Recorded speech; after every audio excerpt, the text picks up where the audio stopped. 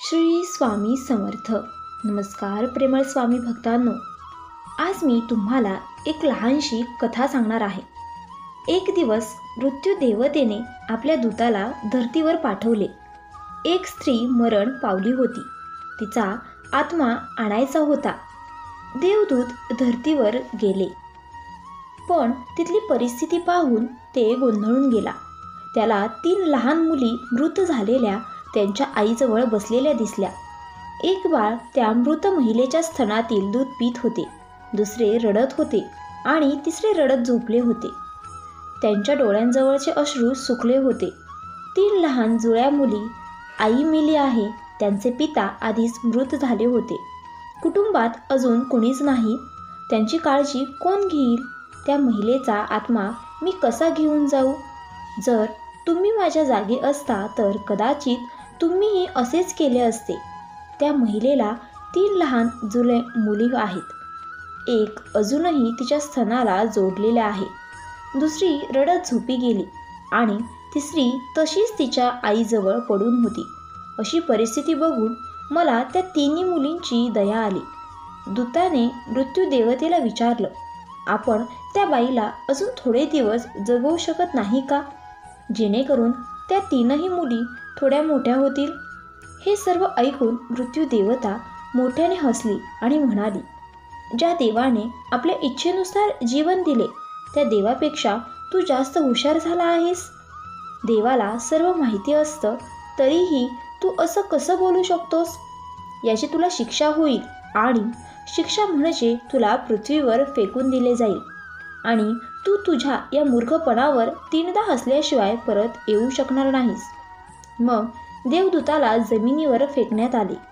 तिथे एक चपरासी व्यक्ती उपदार कपडे आणि ब्लँकेट घेण्यासाठी बाजारात जात होता.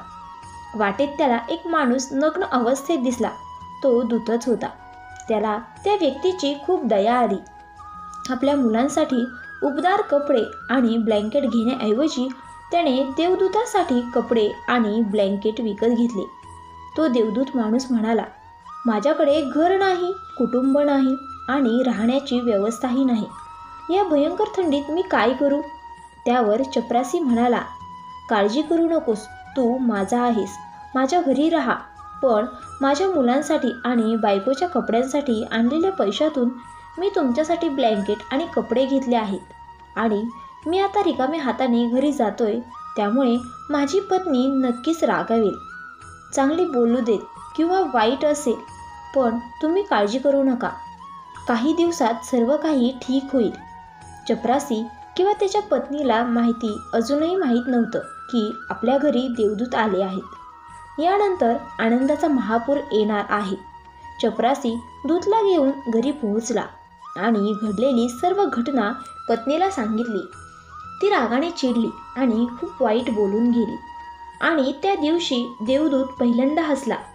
तेव्हा मोचीने देवदूताला विचारले, तुला हसायला काय झालं? तेव्हा देवदूत म्हणाला, जेव्हा मी 3 वेळा हसेन तेव्हा तुम्हाला सांगेन. देवदूत येताच घरात सुखाची हजारो दारे उघडणार होती, पण त्यात मोचीचाही दोष नव्हता. त्याला वाईट वाटत होते, पण त्याला फक्त मुलांचे कपडे आणि ब्लँकेट्स गेलेले दिसत होते. काय हरवले ते त्याला दिसत होते, पण त्याला काय मिळाले ते त्याला दिसत नव्हते.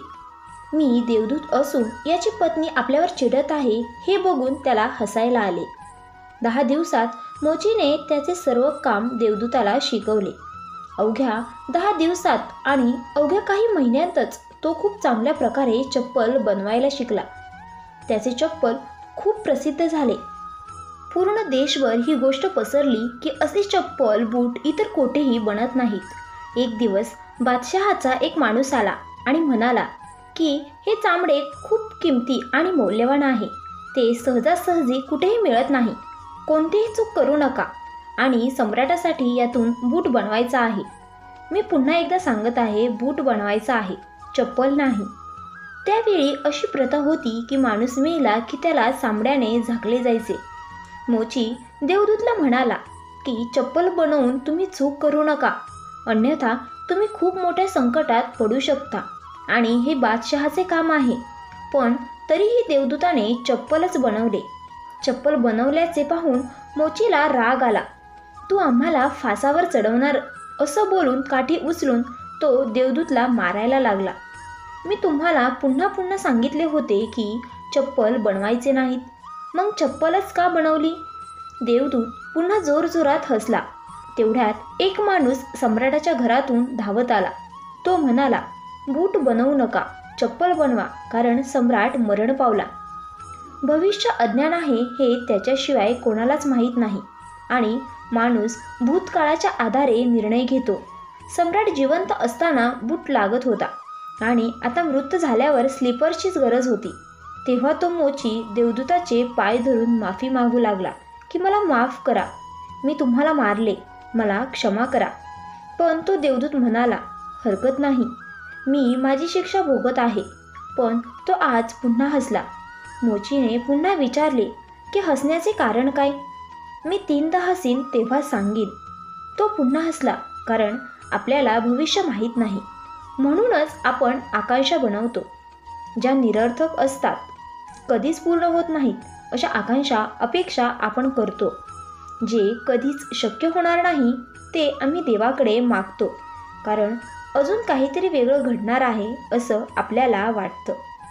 आपले नशीब आपल्याला न विचारता फिरत असते आणि आपण विनाकारण मध्येच आवाज काढतो.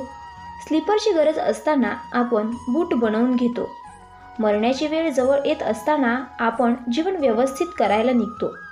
देवदूताला अचानक त्या 3 जुळ्या मुली आठवतात. त्यांच्यासाठी भविष्यात काय आहे हे मला कसे कळेल? मी विनाकारण उगाच मध्ये गेलो असं त्याला वाटतं. आणि तिसरी घटना अशी घडली की एके दिवशी 3 तरुण मुली आल्या. तिघींचीही लग्न होणार होती आणि तिघींनाही त्यांच्यासाठी बूट बनवायची ऑर्डर दिली. तसंच त्यांच्यासोबत एक वृद्ध स्त्री आली. ती खूप श्रीमंत होती. देवदूताने आता ओळखले, या त्याच 3 मुली आहेत ज्यांना त्याने मृत आईजवळ सोडले होते आणि ज्यांच्यामुळे तो शिक्षा भोगत आहे.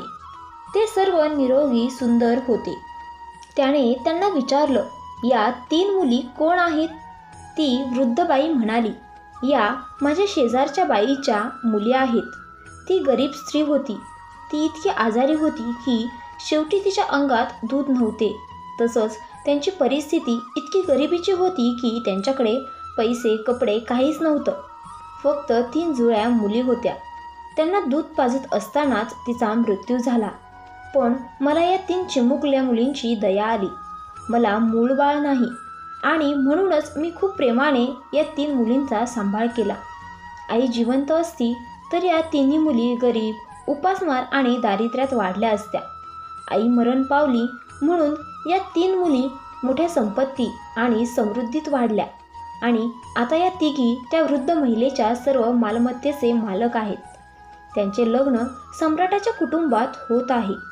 देवदूत तिसऱ्यांदा पुन्हा हसला आणि त्याने मोचीला सांगितले की ही 3 कारणे आहेत माझ्या हसण्याची. चूक माझीच होती. नियती महान आहे. आपण जेवढे पाहू शकतो तेवढेच आपण पाहतो आणि जे पाहू शकत नाही त्यांचा विस्तार खूप महान आहे. आणि आपण काय पाहू शकतो यावर आपण कोणताही अंदाज बांधू शकत नाही. मी माझ्या मूर्खपणावर 3दा हसलो आहे. आता माझी शिक्षा संपली आहे आणि आता मी जातो असं तो मोचीला बोलून निघतो. देव जे काही करतो ते चांगल्यासाठीच करतो. भक्तांनो, आपल्याला आजच्या कहाणीतून हे शिकायला मिळतं की आज घडलेल्या घटनांवरून आपण हे ठरवू शकत नाही की भविष्यात हे आपल्यासाठी चांगले आहे की वाईट. याचे उत्तर भविष्याच्या गर्भातच दडलेले आहे. त्यामुळे प्रत्येक चांगल्या किंवा वाईट घटनेला प्रतिक्रिया देणे व्यर्थ आहे. आपल्याला फक्त जे होत आहे त्याचे साक्षी बनण्याचा प्रयत्न करायचा आहे. गौतम बुद्ध नेहमी त्यांच्या शिकवण्यात एकच सांगतात, भूतकाळाबद्दल काहीही खेद करू नका आणि भविष्याची जास्त चिंता करू नका. आज आणि या क्षणात जगा आणि त्यांच्याशी एक व्हा. हाच एकमेव मार्ग आहे सर्व चिंतातून मुक्त होण्यासाठी.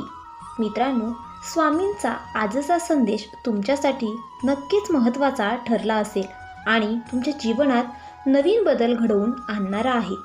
स्वामी नेहमी म्हणतात, भिवू नकोस, मी सदैव तुझ्या पाठीशी आहे. मित्रांनो, तुम्ही जर या कथेशी सहमत असाल तर आत्ताच तुमची सहमती दर्शवा. कमेंटमध्ये नक्की लिहा की होय, स्वामींवर माझा पूर्ण विश्वास आहे. आणि व्हिडिओ आवडल्यास आपल्या व्हिडिओला एक लाईक करा आणि चॅनेलला सबस्क्राईब नसेल केलं तर जरूर सबस्क्राईब करा. श्री स्वामी समर्थ.